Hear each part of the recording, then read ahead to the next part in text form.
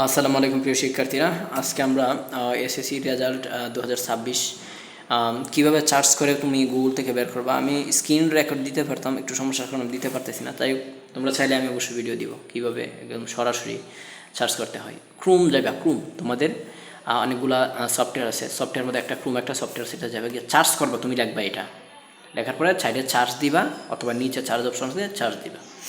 ওকে, এটা লেখার মানে ওয়েব রেজাল্ট বিডি লেখার পরে দ্বিতীয় ধাপে তোমাকে নিয়ে যাবে। এরকম এডুকেশন বোর্ড রেজাল্ট 3টা দাগ থাকবে, সবুজ কালার একটা দেখবা, এটার মধ্যে ক্লিক করবা। করার পরে 3 নাম্বার ধাপে নিয়ে যাবে তোমাকে, আপনি নিয়ে যাবে।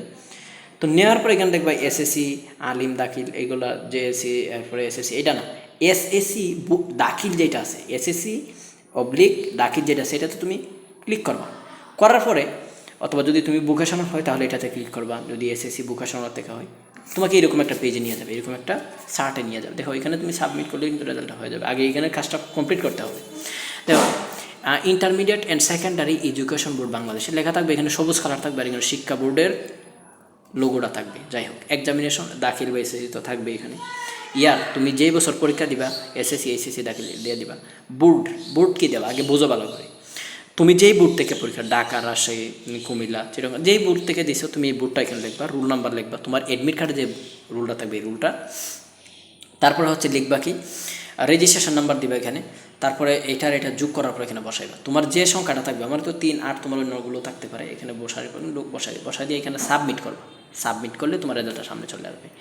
সো আমি আর কি বলবো, এখানে বলার কিছু নাই, তোমরা জাস্ট একটু মনোযোগ দিয়ে দেখো। যদি না বুঝো, আমার এখানে শর্ট ভিডিও আছে, তোমার যদি একটু উপকার আসে অবশ্যই সাবস্ক্রাইব করে রাখবে চ্যানেলটা।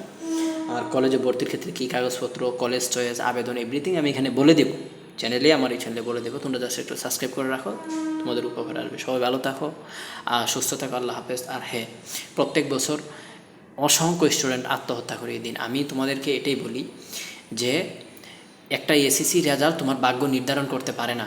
এসএসসি রেজাল্ট এটা মাত্র একটা পরীক্ষার result, but it is not main theme of in your life. এটা তোমার জীবনের আসল মূল বাক্য নয়। বাট একটা জিনিস মনে রাখো, এই রেজাল্টটা দেখার ক্ষেত্রে, রেজাল্টটা দেখার পরে যাই হয়, হয়তো পাস করবে ইনশাল্লাহ, কিন্তু ক্ষেত্র বিশেষ কিছু স্টুডেন্ট বৃত্তবরাট এভরিথিং ভুলের কারণে, রেজাল্ট পাবলিশ ভুলের কারণে হয়তো সমস্যা হইতে পারে, কিন্তু এগুলা করবে না।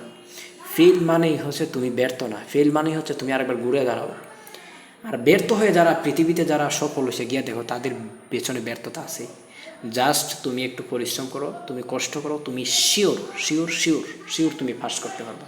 তোমাদের সবার জন্য দোয়া এবং শুভকামনা রইল। সবাই ভালো থাকো, সুস্থ থাকো, আল্লাহ হাফেজ।